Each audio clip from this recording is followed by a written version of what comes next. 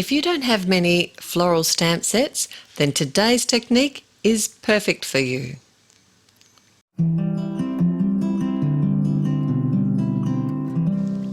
Welcome back. It's time for another Take Two with Therese at Altenew, and I have the most beautiful flower to share with you. This is from the Here For You stamp set, and I love the fonts in this set as well. But today we're going to be focusing on that large single flower, and I'm going to share with you a couple of fun ideas to create multi-flower cards using just one image. So I'm working on a piece of 80-pound Nina cardstock, and it's cut to the same size as my card front. This is an A2 panel, so 4 1/4 by 5.5 inches. And what I'm doing here is actually stamping out my flower image to create a frame to put my sentiment in. I am using some permanent black ink here, and my stamping wasn't the best. I had an off day today with stamping, but we'll probably talk about that a little bit more later on. And to be honest, when it doesn't work out perfectly, by the time you finish colouring an image, it typically will be okay. Everything will be okay. It doesn't have to be perfect. I did create only one mask of a flower and a leaf here, and I use it on both my cards. I did minimal masking here, and that just makes the process so much quicker. So this is a large image, but you could do this with any floral image that you have. Even if it's a smaller one, you would just need to be a bit more careful about stamping it to create the frame. And isn't it? It is a beautiful flower. So I did miss stamp on the edge here, and that was actually a portion of the stem of the flower, so I turned it into a leaf. I accidentally grabbed the large, see, it wasn't a good stamping day. I accidentally grabbed the large marker, fine point marker, to draw it in, and it did turn out a bit heavy, but by the time I coloured it with the dark green, you probably will never ever know.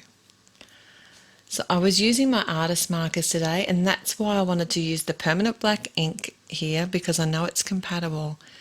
And I'm going to share some, not all, of the colouring, because basically each flower and the leaves, they were all coloured the same, and I did keep it fairly simple.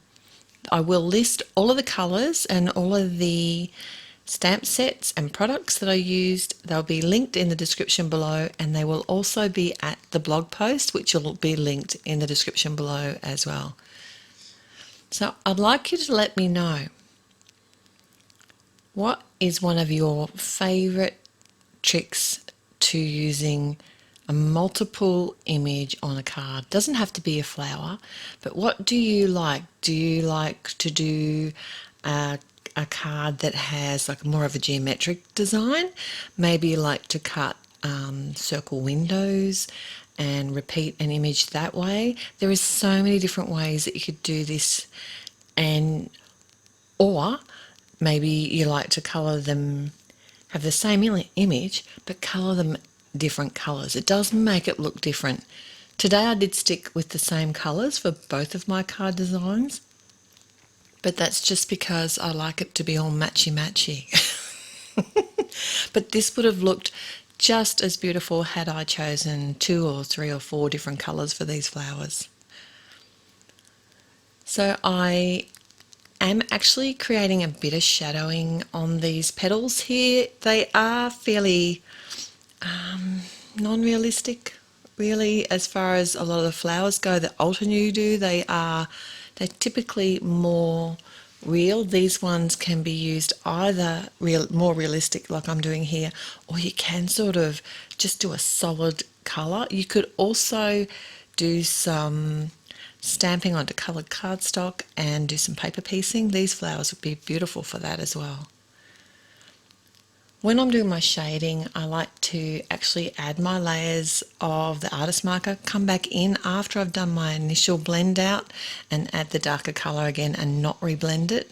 And I also, you may notice, I do come in with a dark grey, and that will also add some really nice shadows and make it just look that little bit more realistic here. These markers are such beautiful colours, and I've been doing a lot of watercolours and things lately, so it's really nice to head back to the markers and get a feel for them again. So I did go ahead and finish all the colouring on this panel and then stamped a simple sentiment, which is from the Simply the Best stamp set. I did use the grid lines on my Misty. It's a two-piece sentiment that I was planning on doing, but I actually, when I stamped out the second one here, I used some Obsidian black ink to do it. It was just, I don't know if you can tell, I'm sure you can because it was the first thing I noticed. It's just slightly off. It's not perfectly straight with the first sentiment.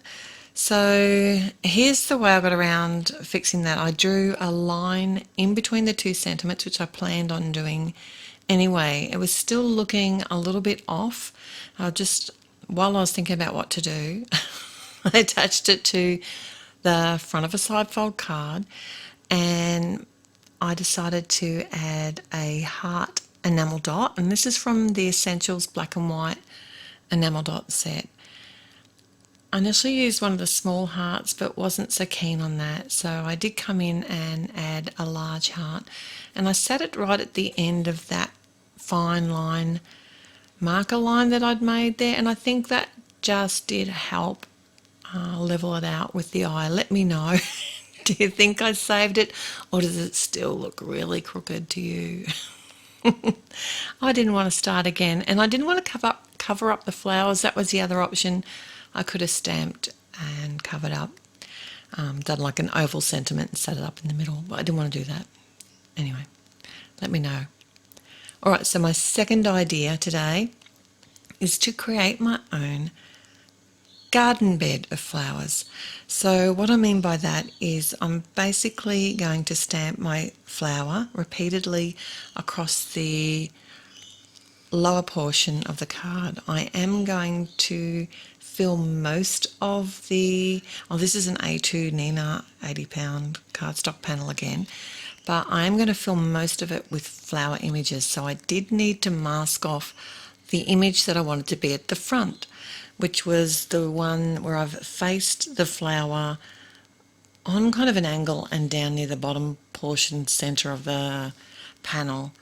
And then I can stamp my other two flower images on either side of that and just placing them in slightly different angles, because even though it's the same flower that I've stamped each time, it does help make them look a little bit different if you've angled them differently. Another way that you could make them look different too is to change up the colours or the colouring on them. I did have to come in again. Even though I'd masked, I misstamped, and I came in with my fine liner and added an extra bit of leaf here and joined up a couple of lines that weren't perfectly stamped. But once it's all coloured, you're never going to know. Now this time I did stamp it with some Obsidian black ink because I thought it'd be fun to colour with my Woodless colouring pencils this time. And I am choosing similar colours, and I will only share one of the flowers and a couple of leaves with you because basically pencil colouring does take a long time. I find it very relaxing, so for me it wasn't a drama just to sit here and colour. I find it a nice time just to turn the music up or watch some YouTube videos and just colour and relax. So to me it's fun. But I won't share it all with you because it did take quite a while to do. Now the way that I do my colouring is I basically came in here with the darker blue first and added my basic shading. I am using a really light touch with the pencils because I don't want to feel the tooth of the paper too quickly, because if I do press too heavily on the cardstock, then the paper's not going to hold any more colour, and then I can't come in and sort of change the colours or add shades or add more colour, which is what I like to do with the pencils. I find pencils are one of the easiest mediums to use because you can change it up by just layering them as long as you don't press too heavily. The downfall is that they are slow to colour with. So I did not use any Gamsol or blending solution here, and I find that these, even though they're sort of a wax-based pencil, I find that these don't tend to create a bloom like some other wax-based pencils do. The black outline from the Obsidian ink stayed nice and true. I didn't need to come back over and restamp the outline at all. The way that I mixed the colour on these petals and flowers was actually with the pencil itself. So I added the darker colour in the shading first and in some of the petals to create sort of the highlights and the depths. And then I came in with the lighter colour and actually coloured over top, and that kind of blends it out. Then I can come in again with the darker colour to re-add in some more depth, and finally I'll always come in with the jet black as well, or a dark grey. I find that works really well just to give lots more shading and definition. I'm not sure if you can hear my dogs chasing rabbits. Okay, I will list all the pencil colours that I've used at the blog, so if you are interested in seeing which ones I did use, head to the blog post and you'll find them there. So when I'd sort of finished on my first layer of colour, or lots of layers, I wanted, like I said, to keep these fairly similar. I noticed that I had chosen colours that I knew were going to be a bit bluer than the other, but I had picked this colour out earlier. This one is the Volcano Lake, and it just looked too green, but it actually worked perfect as an overlay colour to add some extra depth and make it more true to the other colours that I'd used on the other flower with the Artist Markers. Now for this card I did another simple sentiment with some Obsidian ink, and this one is actually from the Amazing Things, and I just love all the swirly fonty bits on these sentiments in this set. And this card panel here is just slightly smaller than the front of my top fold card. I just adhered it directly to the card base, and I thought just to keep it all matchy-matchy, I thought it'd be fun to add another enamel heart to this design as well. I do hope that today's video has inspired you to have a look at your floral stamps and perhaps try a couple of new techniques in making multi-floral cards. Thanks for joining me here today. Till next time. Bye.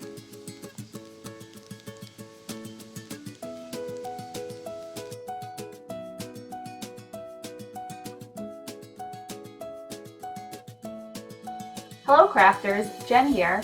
For more tips, techniques, tutorials, and to discover which paper crafting products are right for you, subscribe to Altenew's YouTube channel. Make sure to hit the notification bell so you don't miss any videos. Thanks for watching.